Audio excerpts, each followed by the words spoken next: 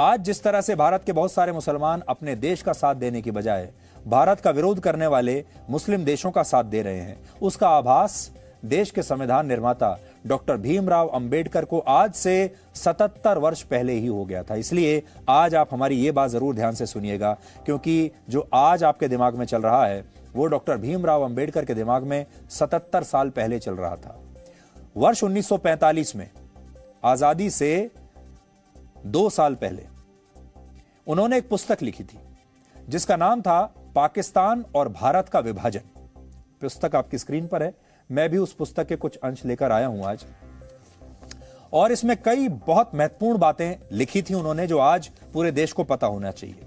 जैसे इसके page number 297 पर डॉक्टर अंबेडकर लिखते हैं, भारत चाहे मुस्लिम शासन के अधीन ना हो, लेकिन भारत के मुसलमान भारत को दारुल हर्ब मानते हैं, ना कि दारुल इस्लाम। दारुल इस्लाम का मतलब होता है इस्लाम का घर, और दारुल हर्ब का अर्थ होता है युद्ध का घर। यानी डॉक्टर अंबेडकर कहते थे कि भारत के मुसलमान भारत को इस्लाम का घर नहीं, युद्ध का घर मानते हैं।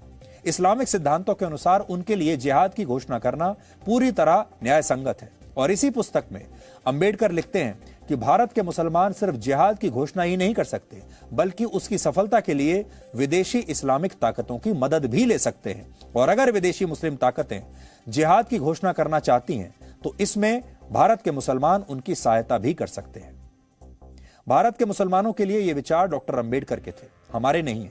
इस पुस्तक में उन्होंने ये भी बताया था कि भारत के मुसलमान कभी भी अपने देश के लिए ईमानदार साबित नहीं होंगे।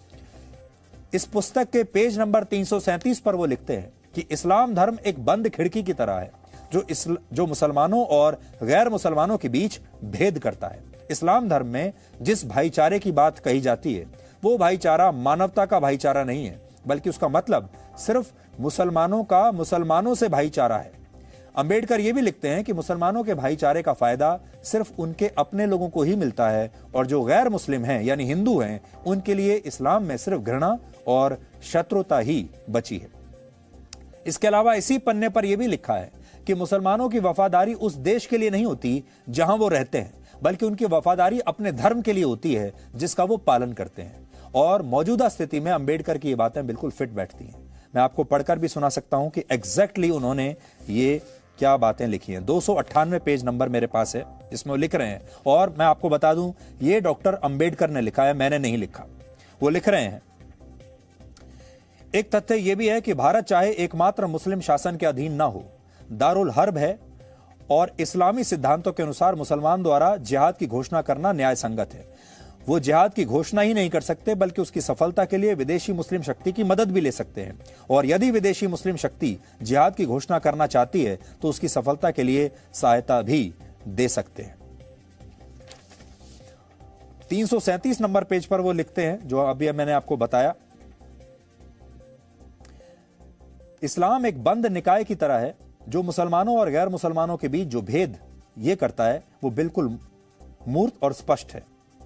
और वो आगे इसके बारे में लिख रहे हैं कि इस्लाम का दूसरा अवगुण यह है कि यह सामाजिक स्वशासन की एक पद्धति है और स्थानीय स्वशासन से मेल नहीं खाता, क्योंकि मुसलमानों की निष्ठा जिस देश में वो रहते हैं उसके प्रति नहीं होती, बल्कि वो उस धार्मिक विश्वास पर निर्भर करती है जिसका कि वो हिस्सा है।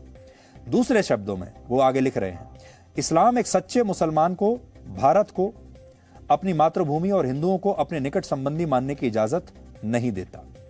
तो इसका मतलब यह है कि दुनिया भर में जो मुसलमान हैं, जो इस्लाम धर्म को मानने वाले लोग हैं, वो उनके पास मातृभूमि का जैसा कोई सिद्धांत नहीं है। वो मातृभूमि को नहीं मानते, वो सिर्फ इस्लाम को मानते हैं। और वो दुनिया में कहीं भी रहते हों, ये इस्लाम उन्हें एक साथ इकट्ठा करके रखता है। और यही बात भारत के मुसलमानों के बारे में भी है। वो शायद इसे अपनी मातृभूमि नहीं मानते और हमसे हजारों किलोमीटर दूर जो दूसरे मुसलमान बैठे हैं उन्हें अपना भाई समझते हैं। तो ये इतिहास है, ये सिद्धांत है, और इसीलिए हमने आपको ये कहा कि अब ये एक धर्म युद्ध बन चुका है, क्योंकि जो कुछ इस्लामिक देश भारत के खिलाफ कर रहे हैं वो सब कुछ धर्म के आधार पर है, वो तर्क के आधार पर नहीं है, वो लोकतंत्र के आधार पर नहीं है, वो अभिव्यक्ति की आजादी के नाम पर नहीं है, वो मानव अधिकारों के नाम पर नहीं है, सिर्फ धर्म के नाम पर है, सिर्फ और सिर्फ धर्म। और ये जो धर्म है ये 57 देशों के 190 करोड़ मुसलमानों को एकजुट कर रहा है।